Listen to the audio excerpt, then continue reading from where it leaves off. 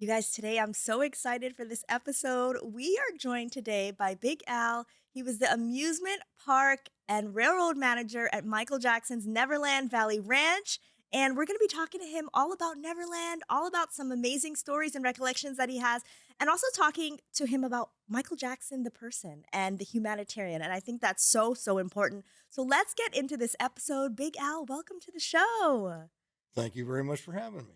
Yeah, it's so good to see you. I'm really excited to talk to you all about just like your time at Neverland. I know you worked there for 15 years, right? Correct. So I want to get into, some of your history at Neverland and everything. But first, I want to check out a video just about Neverland in Michael's own words. So let's check this out and then we'll come back and talk. I feel that you can return to your childhood. You find grown-ups, either be thrown in the pool, or you have a water balloon fight, or a super soaker fight. Just a fun, wonderful place to be. It's so much to do. I always wanted to have a place where you're just busy all day, and there's just unlimited space to go on quads and mountains and horseback and all kind of fun things. So it's just a fun place. I love it. Aw. Does that bring back a lot of memories? It does. It definitely does. So tell the audience, how did you first start working for Neverland at Neverland? The very beginning. Well, my background is in the amusement ride industry. I've been involved in safety and maintenance on amusement rides for 50 plus years.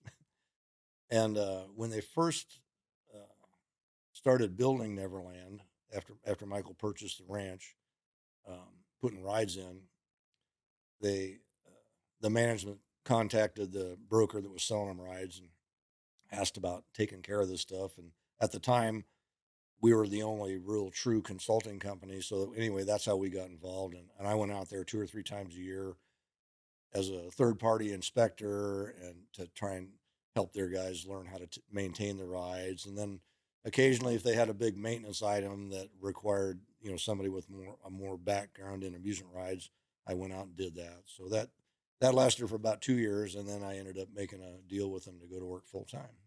Wow. That's really special. I mean, I know that the amusement park and the rides were like such a big part of Neverland Yeah. and such a big part of enjoyment for not only Michael, but also so many guests and underprivileged children and like people in need. And I really want to know, I guess, what was your day to day like managing the rides? And like, just set a scene for us. How many rides were there at Neverland? Well, we added a few as the years went on. We added a few, but I think at the end had about 16 or 17 traditional amusement rides. Plus, we had the two railroads, which was the CP Huntington was a small train that ran through the valley. It had 2 miles of track and went around the house, the amusement park, and the zoo. And then later we added the steam train, which was what they call a narrow gauge. The track was 36 inches and it was a live steam. I mean, honest to goodness, steam train, like from the old days. Wow. And that had about a mile of track and that was cut into the side of the mountain. And then part of the amusement park responsibility also included the water fort, which was very popular because that's where all the water balloon fights were, and Indian Village, which is at least a themed area, and then the arcade, which was down behind the house. Those were all the areas that were under my responsibility. And then I also looked after just general safety for the employees and the guests. That was another one of my tasks there. So, Got it. Oh my gosh. So it sounds like you had a lot of different things that you did on a day-to-day basis there. yep, But let's get back to the first time you met Michael cuz uh yep. I can imagine that would have been like, a surreal moment. Tell us about that. Yeah, I'd only been working there about 2 weeks, and I think the first week at least he wasn't on property yet. But I think we had some guests the week before. Anyway, the following week he was there, and I'm thinking, and I'm not a starstruck person, and I wasn't a Michael Jackson fan, so I thought no big deal. But when it was known that he was actually on property, then I started thinking, geez, what's this going to be like? I mean, Yeah. yeah, I'm not a starstruck person and I'm not a Michael Jackson fan, but this guy is like the biggest entertainer in the world. I said, Right. how am I going to handle this? So, Just a little nerve-wracking. I don't know. A couple of days later, him and some guests are on the golf cart and they come down to the amusement park. And I was actually towards the front of the park. We had a kiosk that had a snow cone machine on it. It was a warm day, and I went over there to grind some ice because I was told, they like snow cones, and so I went over. The ice was melted, so I'm grinding ice. And the railroad tracks that run in front of the amusement park are behind me, and I can hear the golf cart come up the sidewalk there, and it stops behind me, and I just keep grinding ice. And I'm thinking, oh, here it is. I'm going to meet the guy. And he goes, "It sure is a hot day today, isn't it?" And I just glanced over my shoulder and I said, "Yeah, it sure is." And I went back to grinding ice, and all of a sudden, a water balloon hits me right in the middle of the back. Oh my gosh. And he lets out one of these, hee scream laughs, and you can hear it through the whole valley. I said, that guy doesn't even need a PA system. He's so loud. But he's laughing, and he goes, "It wasn't me." And they drove off. So I tell people that was my first introduction to Michael. That's funny. Playing pranks already. Yeah. Like, And then I remember driving home that night, and I'm thinking to myself, you know, is anybody going to believe me when I tell them I had a water balloon fight with Michael Jackson? And when I tell them I actually got paid to do it. So right. my job is to have water balloon fights with Michael Jackson. That's hilarious. Well, we have a lot of pictures of the property and like just some photos that I think it would be really fun for us to like go through and look at. Um, let's look at the first picture because um, so just to tell you, Big Al, I've been a fan of Michael Jackson for like basically my whole life since I was like 3 years old. Mhm. My dad is a fan, and I was pretty much raised on Michael Jackson. And whenever I saw Neverland in like magazines or on television, it was always like a dream of mine to go. So like it's so cool to be able to talk to you that you were there working for 15 years making part of the magic happen. And so I'm really excited. So anyway, let's get into one of the first pictures. Okay, so this is you on the train or one of the trains, right? That's the steam train, Steam yes. train. Okay, can you tell us just like a little bit about what was going on here? Well, that's down in the train barn, so I'm assuming this was right after I fired it up in the morning and there's a lot of maintenance and whatnot involved in getting, you're basically boiling about 500 gallons of water. And so it takes a little time but getting ready to probably go up, head straight out of there and then make a loop and go back down, make a loop all the way down at the bottom and then park it at the train depot where Michael liked to see it sitting. And so when you say boiling water, this is a steam train, kind of like what they had at Disneyland, right? Correct. It actually, I have to interject that Mr. Jackson, when he researched something, he knew what he was talking about. He knew train lingo. If you talk about a train, to train people, the locomotive anyway, the engine, they refer to it. There's some numbers. This was a 440. What that means is four steer tires, four drive tires, and no tires on the very back. Wow. So, but he said I want to. Before we had the steam train, he said I want a steam train, just like the Holiday, which is one of the trains from Disney, a 440. And I'm like, well, this guy knows what he's talking about. But yeah, it's actually just like if you go to Disneyland, you see the Holiday. This thing looks pretty much just like it, only it's obviously a different name. And look, it's actually nicer looking than Disney's. I must say, with all the pinstriping and lettering is actually gold leaf, Wow. and the cab's all teak wood and lots of brass, and very, very, very nice looking steam And train. this train, it was named the Catherine. It is named the Katherine, yes. Oh. And there was a beautiful plaque, and all the years I was there, I wish I would have wrote this down. I wish I had a picture of it, but there's a picture. It was in the train depot, and I saw it all the time because I'd sit down there a lot of times waiting for people to come up and ride the train. Um, it had a picture of Catherine when she was, I'm going to say, in her 20s or 30s, and underneath there was a thing that Michael wrote about the love and dedication that she gave, raising the family, him and his siblings and whatnot. And then he talks a little bit about the train and all the dedication that went into restoring it and everything. And it was, anyways, a really nice tribute to her. So, so I was the very first time that she actually showed up, and I got to take her for a ride on it. It was like I was like a little kid on Christmas. It was a very important moment for me to take Catherine for a ride on the Catherines. Yeah, that's so beautiful. And just like that kind of tidbit, like fans, we would never know unless we were there, you know? And by the way, I have to tell you just a quick funny story. So my husband is also a Michael Jackson fan, Hmm. and is from California. And as a part of a fan club group that was let in at one point, he got into Neverland and rode some of the All rides. And right. so I told him that I was going to meet you, and he was like, "Oh, he was jealous that he couldn't be here today." So, okay. So anyway, this is just, I guess, this is kind of like an aerial view, right, of the property. Correct. You can't really tell from all the trees, but basically, this photo was taken after Mr. Jackson decided that we needed a steam train, but before they built the depot, because you see at the very top, you can see that flower, that round thing. That's the flower clock, and there's no building behind it. And it looks like, I don't know, I can't tell if the track's laid, but the ballast, which is the gravel that the track lays in, is definitely laid. That's that kind. It looks white in this picture, but it's actually gray stone. But so that's when that picture was taken, just before the steam train got delivered. Wow. It's so cool to hear because, like, in my mind, I don't know why, but I'm just like, in my mind, you think of, I've always thought of Neverland as like almost like a Disneyland and then everything's just there. But I keep forgetting that it was like his home and a property that he would continuously update and like bring new attractions to. And so it's cool to hear you talk about these things that to me were always there, but they Yeah, weren't. yeah.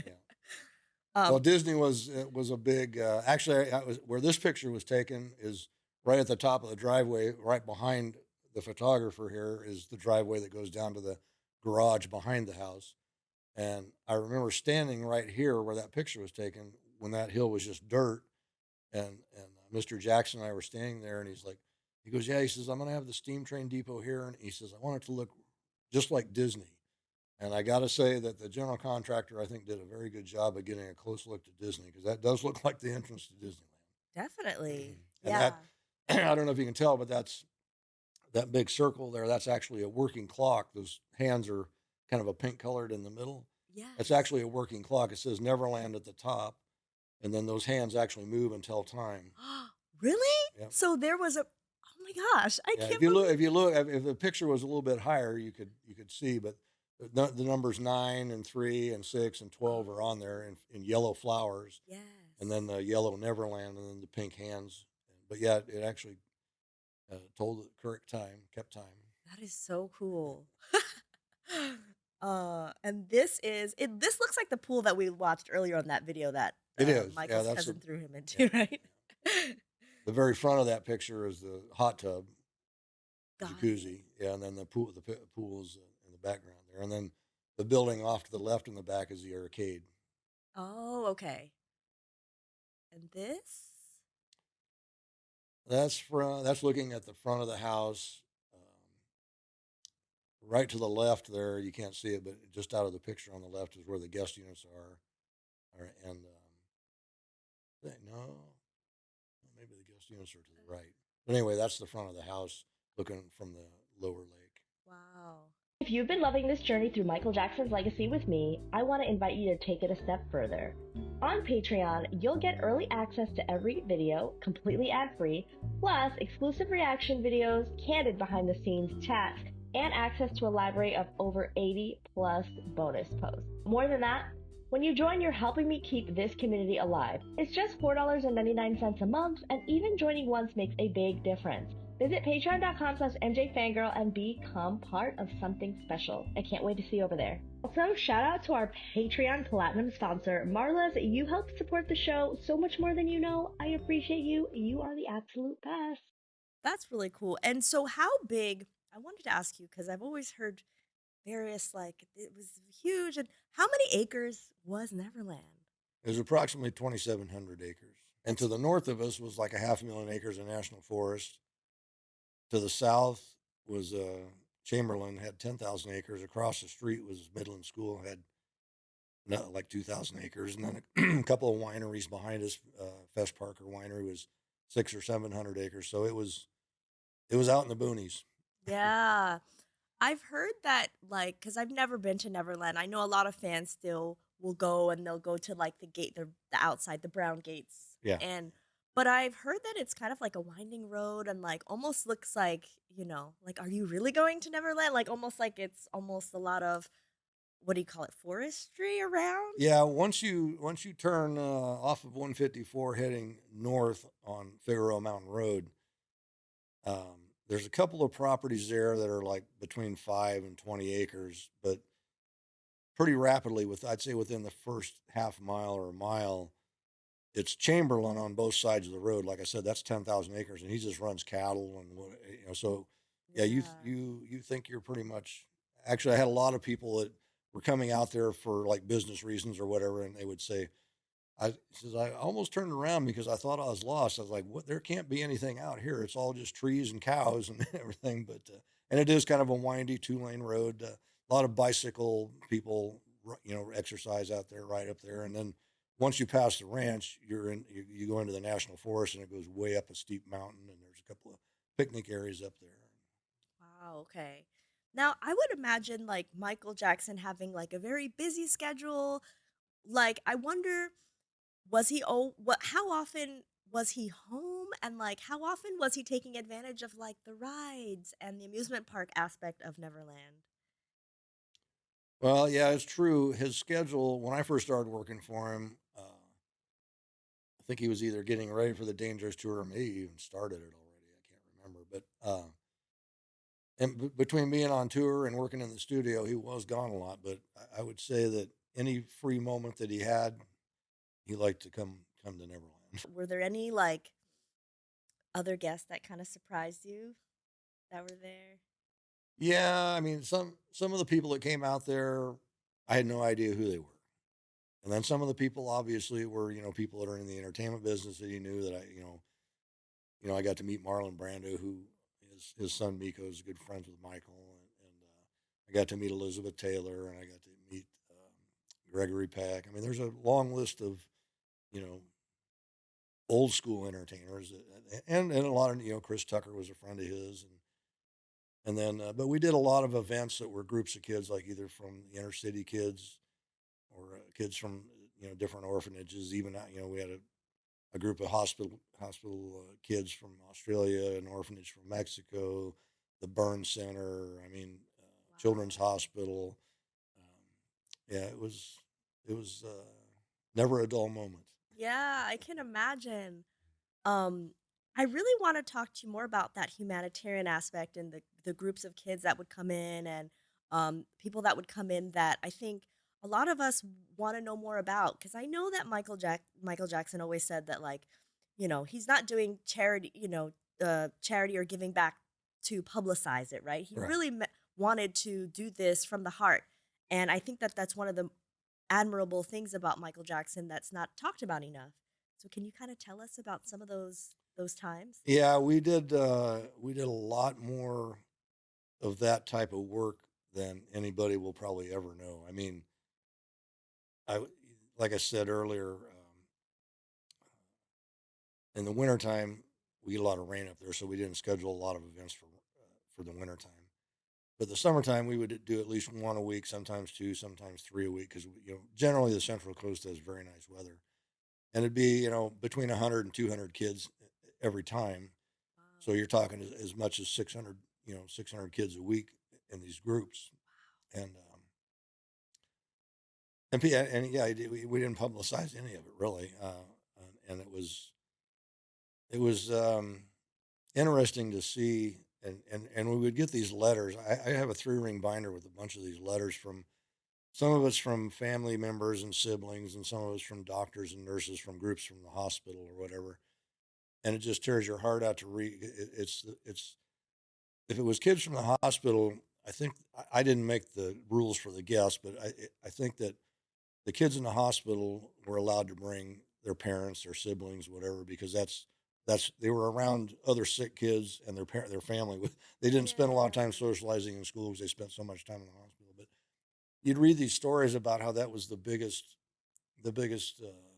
day of their lives, and it was And you're talking about some of these kids are fighting life-threatening illnesses, and they're not going to live to see the high school, and their parents, it's their parents tell you in these letters that that's a memory of their child that they're going to have the rest of their life, and it meant the world to them. Wow. It That's touched people's lives dramatically. I mean, it was very important what he was doing out there. Yeah, it's really beautiful. I even heard, I think heard this watching a program in the 2000s. They were saying that like even the movie theater and stuff was equipped for some of the kids that weren't able to sit up on their own, right? Had like hospital beds and stuff so they could watch the movies and Yeah, I don't know if there's a picture in there, but yeah, there's on each side of the projection room there was a room that had a hospital bed, and it had a glass that rolled up and a curtain. So if the kid needed a treatment or just was so ill that they just needed to be away from everything, they could have privacy. Or if they just needed to lay down and wanted to watch the movie, you could open the curtain, roll down the glass. But yeah, we had two rooms that were equipped with like a hospital bed for that particular reason. that's really just like amazing. And I feel like as fans, like that's some of the things, those are some of the stories that like we need to hear more of. And I'm so glad that you're like sharing those cuz it really speaks to the type of person that Michael Jackson was, you know? And I think a lot of times we just look at him as an entertainer and not really the human side. So Right. Yeah. that's really impactful. One of the, I guess, tell you real quick, one of the groups. But when people ask about all the groups, I mean, every one of them was different, and every one of them had a different meaning to me. I was very good friends with and took care of a kid that had cystic fibrosis, and he came up there one time, and he was absolutely not into Michael Jackson music. He was a Lollapalooza kind of guy, and at the end of the day, and I noticed this from being around a lot of these kids that had life threatening illnesses, that they're philosophical way beyond their years. Anyway, at the end of the day, the group had left, and he was there with a friend that I let them come up in a private vehicle. They didn't have to come up in the bus. And the group's gone, and we're kind of just sitting around, talking about the day. And he's got this real deep thought look on his face. And I go, "So what do you think?" And he goes, he goes, and I can tell he's thinking about the whole day, and just seeing what an impact it was on all these other kids, and on him too. He goes, "I don't know if I like Michael Jackson, the entertainer, but I think I'd really like Michael Jackson, the person." So Oh, that meant a lot to that's me. I remember funny. sharing that with Michael, and he thought that was pretty cool. That's too cool. Okay, so I want to get back to some photos because we have some more photos that are, I think, nice to look at. This, did we look at this one? No, this is another one. Yeah, that's the road leading to the house, and that's actually the video that Michael did with Ryan White. Gone Too Soon. They're walking across that bridge right there. Yes, okay. And by the way, for people, some people might be listening to this. If you're listening to this on Apple Podcasts, check the episode out on YouTube or on Spotify because you can see the video of us talking and all the Oh yeah, you photos. got to see the pictures. Yeah, yeah. And now, is this the inside of Michael's house, or is this a guest house, or? No, that's the inside of the living room. I think that picture was from after they closed the ranch down, but it looked very. The only thing that I'm not seeing there is the piano, which would be kind of over towards the left. But everybody looks like, oh, that can't be Michael Jackson's. I guess they're expecting it to be really abstract or whatever. But it was very, very conservative and looked very much like that when he lived there. Like I said, except for the piano. And that piano was, and I'll get the name wrong, but it was, I usually didn't have a lot to do in the house because I had other areas, but Michael wasn't home. We'd had no guests. And the ranch manager called me on the radio and said, "Hey, there's a guy coming to look at the piano to, I don't know, tune it or whatever." I said, "Can you meet him and get him in the house? Because the house is all locked up." Okay. Mhm. So I take the guy, and I'd seen the piano before, and it was a nice looking piano. Uh, I wish I could remember the name. Boysendorfer. Anyway, um, when we walked around the corner at the very back, there's a walkway that goes into like the kitchen area. We walked through there, and I thought this guy was going to faint when he saw that piano. He's just he's beside himself. He's like it was like a Michael Jackson fan walking around the corner seeing Michael Jackson. He goes and he's just like he's over there touching it, and I'm like, holy, this must be one. But anyway, Was it like a fancy piano or well, yeah, boys. If you look up Boysendorfer, their pianos are, and this was actually in the house when Michael bought it. Oh, Everything, got it. all the furniture and stuff that you see in pictures when Michael, like in the brochure that came, that stuff was in there. I mean, I guess when you sell a house like that, you just pack your clothes and leave. But Right. anyway, the piano was in there. But yeah, I looked it up online, and I don't know which particular model we had there, but yeah, they're nice. That's We're talking fascinating. 6-figure pianos. So. Wow. Fancy. And that, believe it or not, that is the master bedroom. Wow. However, we did do some changes there because there was a loft upstairs that was like the size of a regular bedroom. There was basically like a reading area, and he wanted this to be more like a living room with a big TV and all that. And so we moved the bed upstairs and turned this into a kind of just like a living room or whatever. Cool. And how about this? Is this okay? Let me guess. Is this a barn with? It looks like a barn. Well, it was the red. It was the red. Well, we called it the Red Barn. However, it was, and I have never found any pictures of the inside, and it was done so well inside. When you walk in the two front doors, there's a room that's about, well, as wide as the building, and about 10 or 12 feet deep, and it's got small aquariums with like tarantulas and scorpions and different, small lizards and stuff.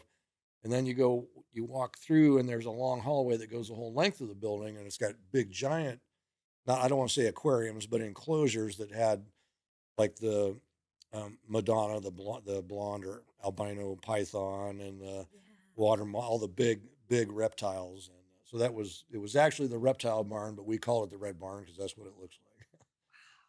It's amazing. Like I always hear about how Michael loved animals, and it seems like he wasn't even really. I mean, a lot of people would be like afraid of like big snakes and lions and elephants, but he seemed like he loved them. Oh yeah, he went to the zoo.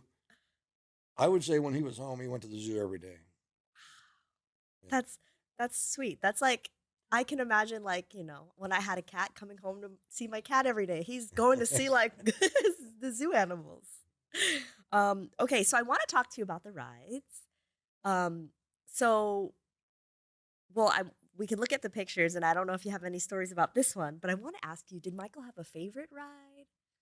Or one that he like always wanted to go on? I know this is over the course of 15 years. He well, first, just a short story about this ride. Yes. In the wintertime, there was a better chance of Michael being home with family and guests. So I have a friend that owns a carnival, and he wanted some extra rides. So each winter I'd rent like 4 or 5 or 6 rides, so just so I had some extra, new stuff.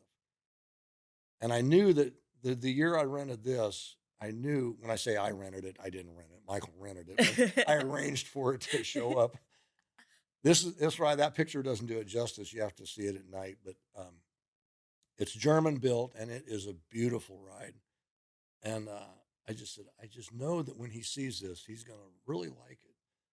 And we got done setting it up. It was dark out. It was kind of cold because it was wintertime, and we were all dirty, and we were test running it.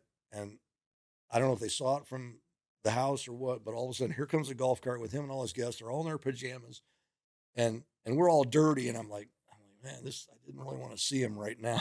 Yeah. He goes, Big Al, can we ride? Can we ride? So he rode it like 2 or 3 times. And as soon as he got off, he goes, Big Al, can we keep this? Can we keep this?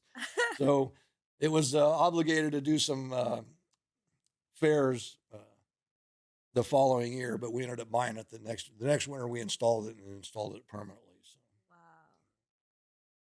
But his favorite is kind of a tie. He really liked the Sea Dragon, which is the big pirate ship that goes back and forth. He really liked riding that, and he liked the bumper cars. And I remember the first time that he rode the bumper cars when I was there. Yeah, well, there's one of the cars, but you can see by that picture we had We had all kinds of, of course, thanks to Brad Sundberg, we had a massive sound system in it that was unbelievable. But it had strobe lights, it had black lights, it had fog machines. I mean, it was unlike any bumper cars you ever seen. But he would ride it for like 30 minutes, 45 minutes, and it's on a timer. And so every time it'd stop, he'd just sit there like, okay, I'd push the button again. So the timer would start.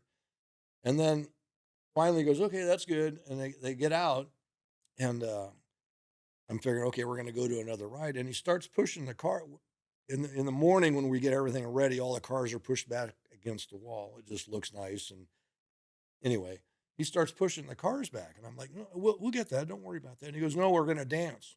I go, what?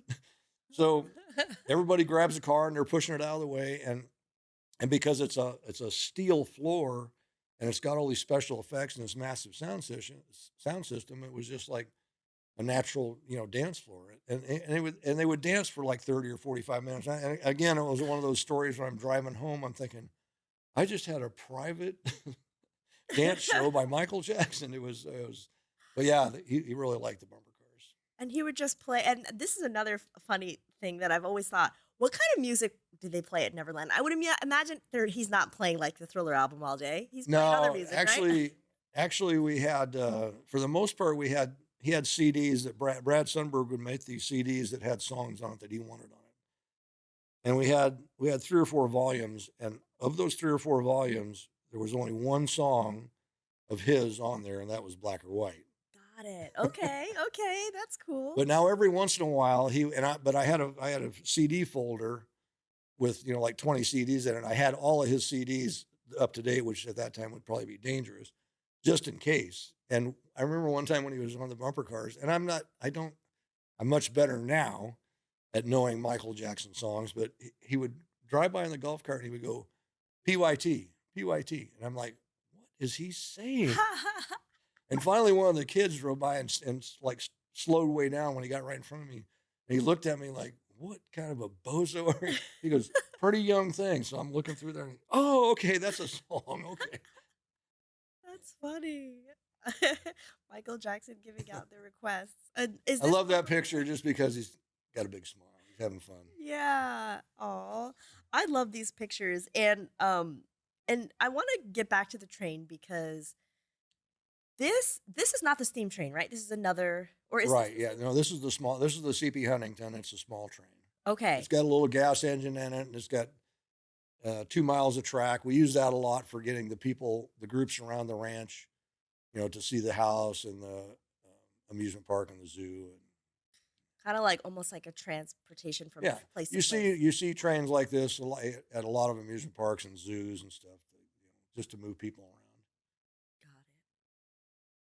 This is Michael and And some guests. that's me on the left, believe it or not. Oh, that's you. That was a long time. This was I don't know, well, I'm sure all the fans out there will remember Life magazine did a photo shoot. Yes. Well, this is a picture from there that did not make it in the magazine, and I'm glad because I did not want to be famous. But this is before we had the steam train. And every time I saw Michael for the first time in the day, and even sometimes later in the day, depending on how long it had been since Big Al, how's it? He was always very, Big Al, how's it going? And I always replied with the same thing, just another day in paradise. Aw. And he always laughed. He just thought that was, he just thought that was funny. So I said, just another day in paradise. Well, the photographer, who's I think he's passed away since, but he's a very famous, been through all the wars, photographer, independent photographer. And he had a writer with him. And when I said, just another day in paradise, he said, he says, write that down. And if you get the magazine, you'll see the very first paragraph. It said, he called me a captain because the hat I'm wearing is actually a train conductor's hat. And I wanted to call him up and go, there's no captains on a train. You're either an engineer or a conductor. And anyway, he goes, just stand. He wanted to take a picture of us like I said, we didn't have the steam train yet. He said, just stand there and act like you're talking. So I'm standing there looking at Michael and I don't know what to say. And he goes, Big Al, we're getting a steam train. That was my first news that we were getting a steam train. And I really kind of wanted to reach out and slap him and say, do you know? Because a steam train, I know what a steam train involves. And I know that they make replicas that are not live steam, but they, the average person, they got smoke generators and they got sound effects. And all that stuff. But anyway, once we got the steam train, I was glad we had it because I fell in love with it. But because I'm a train person, so. But anyway, that's that was that Life magazine shoot. Let me see if I have. Let's see. I wanted to now talk to you about the zoo. I don't know how involved you were with the zoo, but I think these pictures are just so cool to see Michael with the animals. This is from the Life magazine. Actually, the I think that's the cover photo from the Life magazine shoot right Oh there.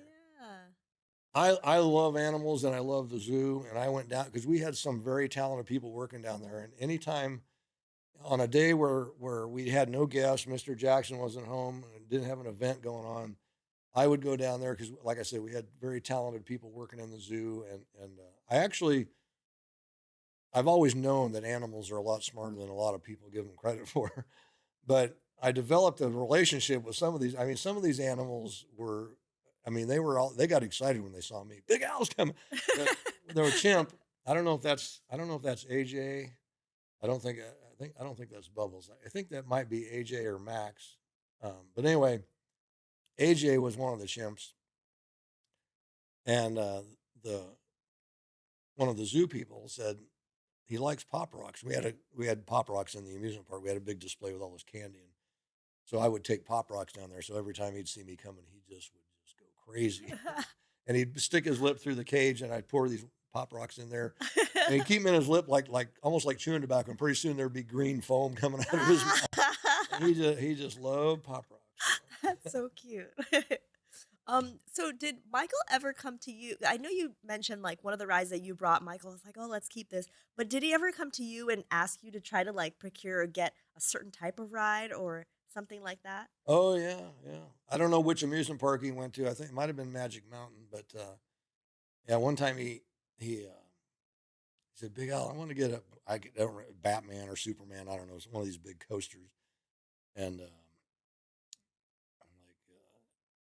like, okay, I'll send the word to the the people. But I mean, Yeah. at that time, B&M was one of the best roller coaster builders in the world, and their roller coaster started at like $12 million. I'm like, I don't Wow. think we're plus the ranch was an ag preserve, which is basically for taxes, but it was a working cattle ranch. We had like 400 head of cattle. We didn't work them; it was a cattle company but that's how they got the ag preserve, and that dictated how much land you could turn into whatever. And we'd already reached the max, if not gone over the max. So Got it. I mean, a roller coaster, that's huge. yeah, That's like a lot of space and I would imagine maintenance too, right? there was a big trade show that I go to, the IAAPA, and I don't remember exactly what all the initials stand for, but it's all about the amusement ride industry, and it's vendors from all over the world come. It's a huge, I mean, it's one of the biggest trade shows in the country. And I tried to go to it every year just to see what's new out there and whatnot. And without, I don't know how he knew, but he always knew the IAPA trade show was in town, and I went to it. It was usually in Orlando. It's been in Orlando, Florida forever. So, and whenever I get back, he goes, bring all the brochures down and the videos down. So I go down there and he'd look through everything. And I remember one time he came up to the park and I had a brochure from an inflatable company that makes like the bouncy house things or whatever. Yeah. And way back in the back, they had sumo wrestlers. I don't know if you've ever seen them, but it's a suit you get in, and Yes. it makes you look like this 500-pound sumo wrestler. And he's thumbing through this thing, and he gets to this, and he's written in it, and I still have this book. I saved it just because he put an X on on a couple of things he wanted. And he goes, and he turned to the page where the sumo wrestlers were, and he started laughing. He was almost starting to cry. He was laughing so hard. He goes, "We got to get some of these. We got to get some of these." And I looked at him real serious. I go, "I don't need one of those suits," and that made him laugh even harder. So, and we did. We got some sumo wrestlers. Oh, I was gonna ask you, did you actually end up Yeah, getting yeah. it? That's funny. So I'm just curious now, like about some of the rides because I know Michael lived there from I believe it was '88 until around 2005. Mhm. Some of these rides, have you do you know where they are? Like, are some of them out in just in the wild somewhere that fans can? Yeah, I started making a list. I know that Butler Amusements, which travels in California, bought a couple of them, and Helm and Sons, who is Dave Helm. He's passed away, but he was a friend of mine that owned a carnival, we bought some of the rides from him, that wave swinger, and and when the ranch closed up, he bought the wave swinger back. So yeah, there's the Spider. I do a big music festival in Las Vegas, EDC, and Davey, who's Dave's son, now owns the carnival, and he a lot of times he has the wave swinger there, and he has the Spider there, and I always take pictures and put it on Facebook. And here Neverland Spider, you know. So. Aw. But yeah, there's a few of his rides that still run up and down the fair circuit in California, and the rest of them I have a list somewhere. I tried to figure out where they're all at. The big Sea Dragon wasn't a portable; it was a park model, so it's at a park somewhere. And I saw a video of it, and I could tell you where it is if I had my notes in front of me. Yeah, I got a list of where, and the two trains are actually back at Neverland. So, Got it. Okay.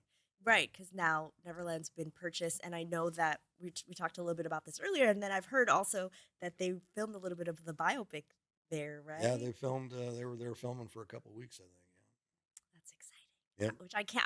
I'm actually really excited for the movie. Oh, I can't go into detail about how excited I am, but I can tell you, well, Yeah. it's gonna be.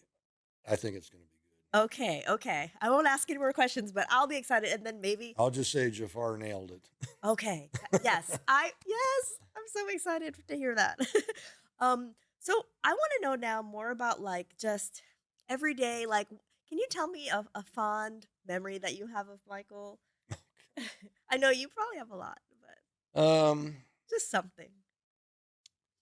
yeah, I would say a couple of a couple of memories that I don't know how well. I'll tell you the funniest one first. Okay. And actually, somewhere in here, there's a picture of the. Well, I won't tell you which picture it is, but if we get to it, Okay. the Okay. fans the fans will know it. Well, So if you mention it, I'll add it. I'll edit it in. okay, well, it's one And of my imagine sent it. you. Okay. And when I finish the story, you'll know exactly which picture it was. So Dan, who was the mechanic out there, he he and I were in the park, and for those of you that are going to see this on a video, you can see that I'm not a small person. That's why they call me Big Al. Well, Dan's about 5'4" and weighs about 90 pounds, and we get a call on the radio that Mr. Jackson's coming down the park with a guest, and they wanted a couple of scooters. So we have these little tiny, like, I mean, I don't know how they're I don't know what size CC they are, but they're little tiny scooters, and they're in the train barn. So Dan and I hop on the golf cart, and we go down to the train barn, and we get two of these scooters. And of course, you can hardly see the scooter I'm on. And I'm sure there's there's blue smoke coming out of it, trying to carry myself down. And we're driving down past from the barn past the zoo down to the amusement park, and I see Michael and the guests are standing out in front of the amusement park, and we ride, and I'm about a couple hundred feet away, and Michael is absolutely hysterically laughing, and I know that he's laughing at me on this little scooter. And I ride right up within like an inch of his shoe and stop, and it just popped into my head immediately. I go, "Hey, mister, want to autograph my belly?" Ah! And of course, everybody should know the video. From Moonwalker, right? Yeah, it's from the video is Speed Demon. Speed Demon, yeah. Yeah, because part of it's Oh, the that's two little fat guys on the scooters. They're part of the claymation. So he just about. I think he was on the ground. He was laughing so hard. Yeah, he thought that was pretty funny. So and I love to make him laugh because I don't know if he got to laugh enough. And when he laughed, like I said, you could hear it in the next county. It echoed through the whole valley, and it was just such a sincere, genuine. He was. So I loved it when I could make him laugh. And then probably another one of my personal favorites is, and it just meant a lot to me personally. And I kind of pinched myself afterwards, going, "Did this just really happen?" So Michael's home, but there's no guests, so I didn't anticipate him coming to the park. So I'm working the night shift by myself, and it's not dark yet. And I'm in my office, and I tell people I'm sure I was doing something important, like playing solitaire on the computer. And my office is in a room that's behind the Sea Dragon, the big boat, and it houses a bunch of hydraulic equipment. It's got a break room. It's got a bunch of ride parts. It's got all the controls for the Jumbotron, and then it's got a little room that's my office. And um, I can tell that somebody walked in, and I turned around, and it was Michael. And he's like in the doorway, frozen. He's looking. I'm to his left, but he's looking straight ahead at all this hydraulic equipment. And I can tell by the look on his face that I don't think he's ever been in this room before. And this is like, Oh.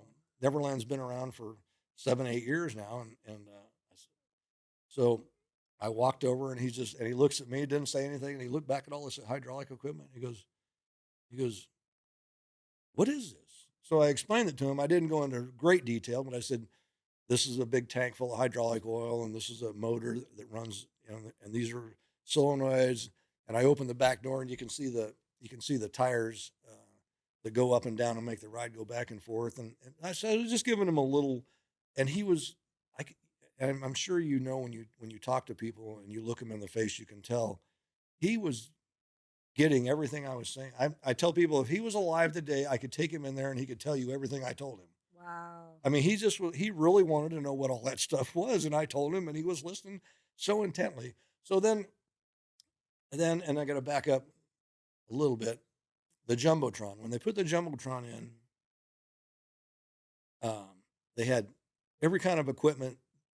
Uh, DVDs weren't a thing yet, but they had laser discs. They had every size tape. The 3/4 inch the TV stations used back then, and satellite. I mean, everything you could think of, you could show on it, and hundreds of DVD or hundreds of laser disc movies, and but they said just play the Disney animated version of Peter Pan. That's it.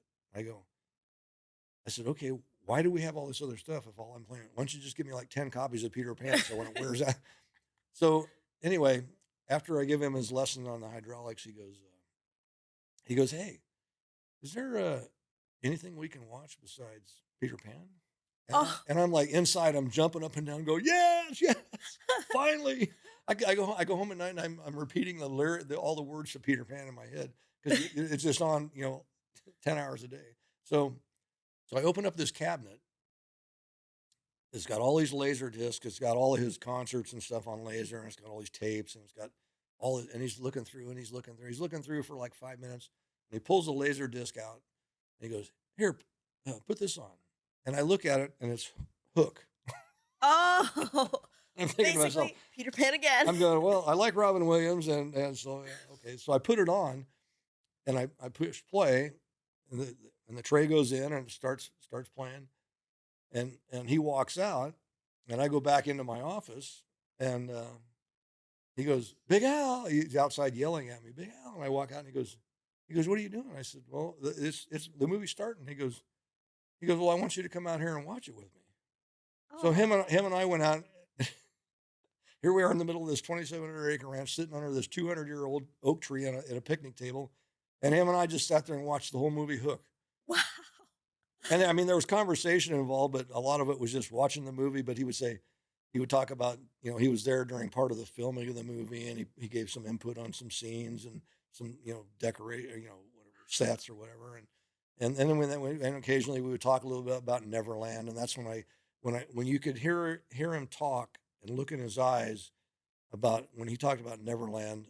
And this I get a little upset when I tell this story because I swear if he would have lived and done those concerts, I'd be back at Neverland right now because I knew that he had a bad taste in his mouth about all the crap that went down there. But when he told me why he built Neverland, I just knew that he was eventually going to get over that. And whether he lived there again or not, I could tell how important it was that he did what he did for the kids in the hospital and the inner city kids. But anyway, that was just sitting there watching that movie under that oak tree was pretty surreal moment for me. Oh, what a memory. I love that.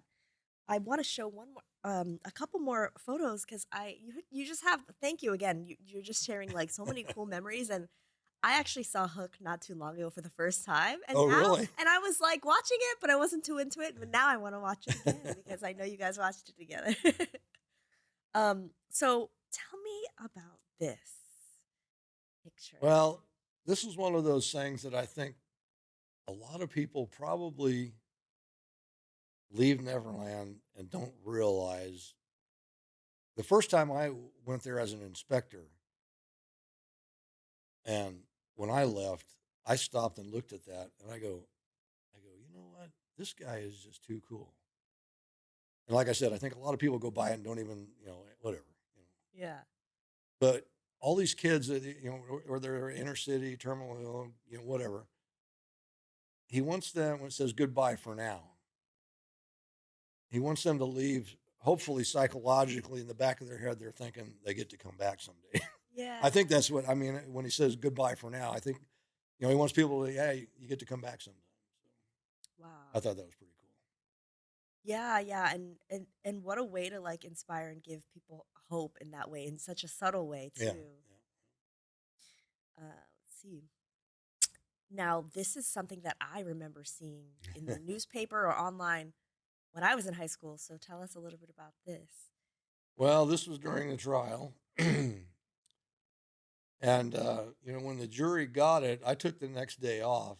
We really weren't very busy at the ranch, but I, I went to work every day because Michael Bush and I think it was Karen Fay, I think, and Makeup. and Michael would be at the theater every morning before they went to court, and I made sure to be standing out in front of the amusement park and acknowledging Mr. Jackson, and we made eye contact. And I think we communicated. I basically was trying to tell him I wish I could trade places with you, Yeah. and he appreciated it. So, but the day it went to the jury, I took that day off because I thought it's going to be a couple of days.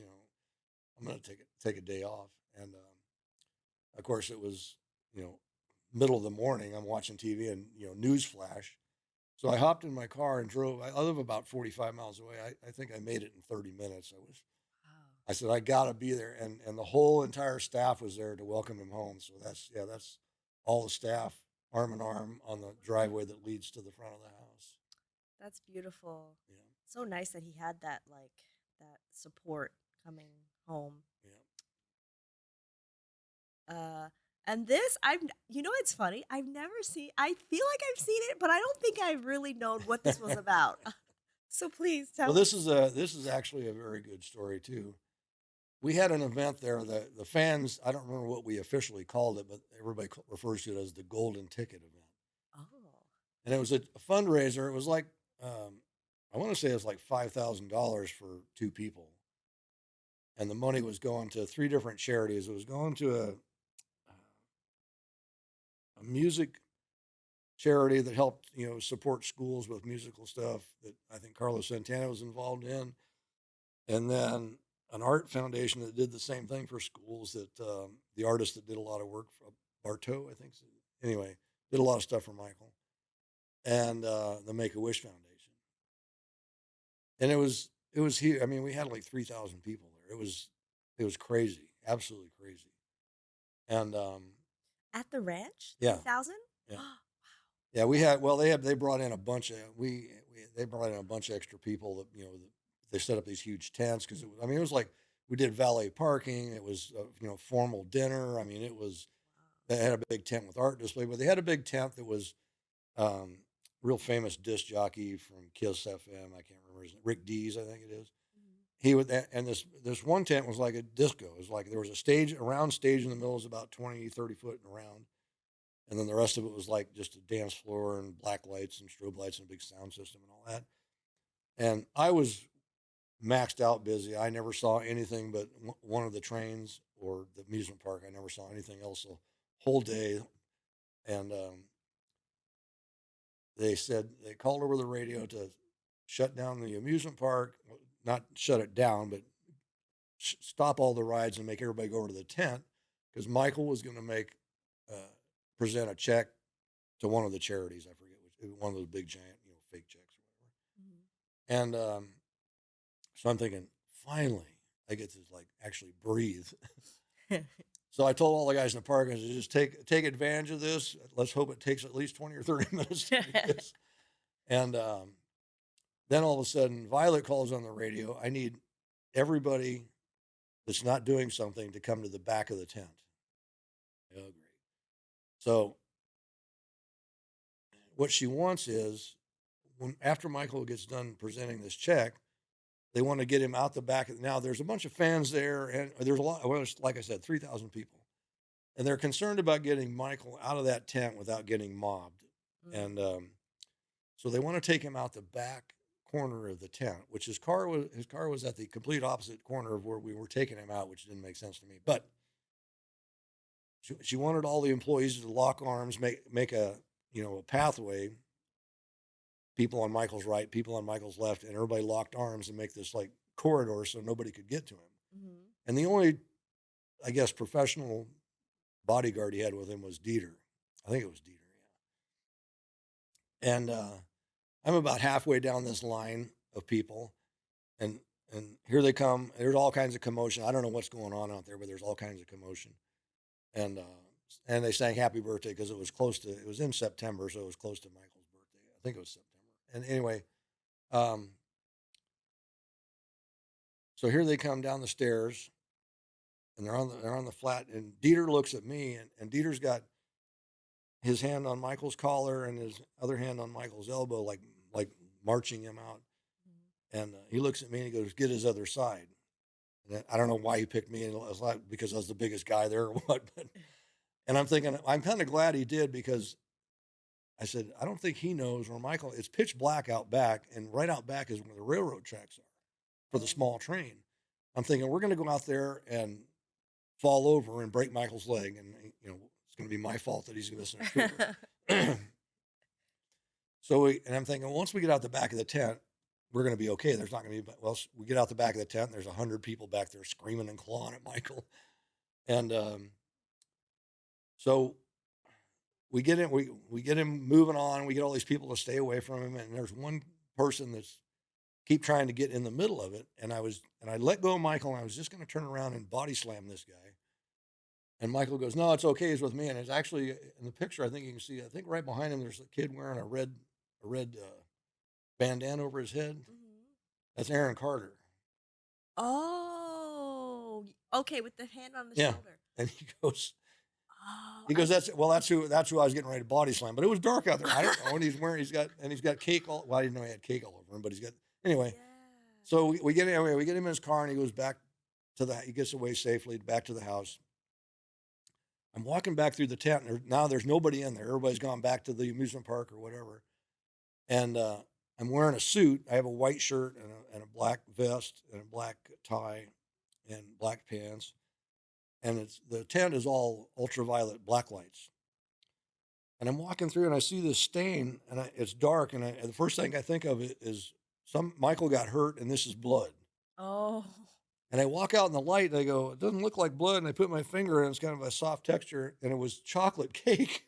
Oh, from their cake. And then somebody explained to me they just had a cake. I didn't know they had a cake fight in there, but that's what that's from. That was Michael's birthday cake. That's funny. And I guess somebody hit him in the face with it. And there's actually a video out there somewhere from where that picture was taken. All right, if I can find it, I'll edit that into this too, so people can see. That's so cool. And I wanted to ask you too, because I did watch. I know not too long ago you did a live stream with Taj and Brandy Jackson. Yeah. And that was really cool to watch. I wanted to know, like, have you been able to keep in touch with some of the Jacksons or Michael's kids since? Yeah, I've gone to a couple of the Jackson brothers concerts, and got to go in the green room and hang out with them and talk to them. And Brandy's always very hot. She's usually at those events because she's doing something with the tour, I guess. And I was actually in line to go back to a meet and greet, and she pulled me on the line and took me into the green room at the one out there at the casino on the west or the east side of LA. And so yeah, and Taj, I stay in touch with him, and I stay in touch with Prince. Yes, we have a picture I can show here of you guys at MJ1 in Vegas, right? Yeah. I don't remember how many years ago that was, but I still get choked up telling the story. But I hadn't seen him since he was, like I said, 10 or 11 years old. And when I told him, I introduced myself when I said Big. At first, I told him I worked for his dad for 15 years at Neverland. He goes, "Oh yeah." He was like, and then when I said Big Al, then he grabbed me, and so there we are. Aw. But yeah, it was Yeah, but we've stayed in touch, and That's good. Yeah, it's it's just it's amazing to hear all of the stories. Like I can't imagine like how many more you have. yeah. Just like what you've shared today has been so like special. I think for Michael Jackson fans, we because I'm assuming there weren't many photos allowed or whatever because you really don't No, see anything besides like what's like officially yeah. released. I think the only photo I have from back then was that one from Life magazine, and I actually got a hold of the photographer, and I said, I'm sure that Michael will give me permission. He goes, and his deal was that any photography he did, he had total control. So he sent me a copy of it. So that's the only picture of me and Michael together. Yeah. And but most of the pictures are all just stuff that people have online. But I never violated. Actually, when I went in there as a consultant before I went to work for him, part of what my inspection involves is I take a picture of the ride, I take a picture of the safety sign, I take picture of good things, I take picture of bad things, and it's a photo documentary report. So I was one of the few people that was actually allowed in there with a camera, but I said, this is all I'm doing is taking pictures of the rides. And they said, okay, no, no, so I never took a picture of anything I wasn't supposed to take a picture of. But yeah, Yeah. they didn't allow cameras. Of course, when cell phones became a big thing, I'm sure there's a lot of people that snuck out there and took pictures anyway. Right. Well, I love all the stories that you've shared today, and I feel like they've given us like a window into kind of what it was like to be at Yeah. Neverland for a little while. And yeah, I wanted to ask you this one more thing. And by the way, I do hope you'll come back again someday to share with us more stories. Oh yeah, we've only touched the tip of the iceberg here. Yeah. I was gonna talk to you about Neverland, and like the future of it, because I've always wished that there was a place for us fans to go and the general public to go. Do you think Neverland will ever open up kind of like Graceland is for Elvis Presley? I don't think that's a possibility, only because Mr. Burkle, his family, his son and his grandkids live there, and Oh. so I don't think. I think that there is a possibility that someday Prince might be able to do a fan related event out there. Hmm. I know he would like to, and Ron Burkle was friends with Michael way before. I mean, he didn't just happen to come upon that property and decide to buy it. He knew. I met Ron Burkle um, many years ago when him and his family came to the ranch a few times. I didn't know who he was, um, but super nice guy. He was like him and his family were a lot like Michael when they would go to a ride, and then they get off the ride and they thank you. Hmm. And then they say, can we go ride the bumper cars? They'd ride the bumper cars and they thank you. Can we go? I'm thinking, I Oh. mean, it was a super nice family, and he's done a great job with the ranch, and you know, I'm optimistic that maybe someday Prince will be able to put together one of his events out there, one of his fundraisers or whatever. Yeah. Well, that would be great. I would love to So, be able yeah, to visit there one day and yeah, but thank you so much for coming. This has been so great to talk to my you. pleasure, my pleasure. And one last thing, because I just thought about this, and I feel like would be good to ask. What do you What do you want more people to know about who Michael Jackson was as a person? Oh, that's a good question. I think just well, hopefully some of my stories show that side, but just what a humanitarian he was. I mean, like I said, everybody, whether they're fans or not, whether they can't stand him or not, everybody knows Michael Jackson, the entertainer, Yeah. and it was, because of his entertainment work that he was able to do all the stuff he did. But I think it's important that, and I really like it when I go to these fan events and there's kids that they were born after Michael died and they're just diehard Michael Jackson fans. And I love seeing that. But I'm hoping that their parents are teaching them about the humanitarian side too, because I mean, people ask me, well, if you what's one takeaway? I said, I think, and I've always been a pretty easygoing, laid back person, but I think working for him and seeing all the stuff he did out there, it's like no matter what I don't have the resources that Michael Jackson had, obviously, but I think no matter what your resources are, or what you have in your power to do, there's always somebody down in the dumps lower than you that you can reach down and help. And Yeah. that's what he was all about, helping people or trying to help people. trying to heal the world. Right. And we could use it now more than ever. That's so true. Oh, I love that. Well, thank you so much again for being here, Big You're very Al. welcome. It was great to talk to you today. And everybody, make sure that you're following on YouTube, MJ Fangirl TV. Subscribe if this is the first time that you're here. Also, you could take this podcast in on podcast form, any podcast platform, Spotify, Apple Music, Amazon Music. And now I'm also on Facebook, so you can check me up there. I always post. See you guys next time. Thank you guys for watching. Bye.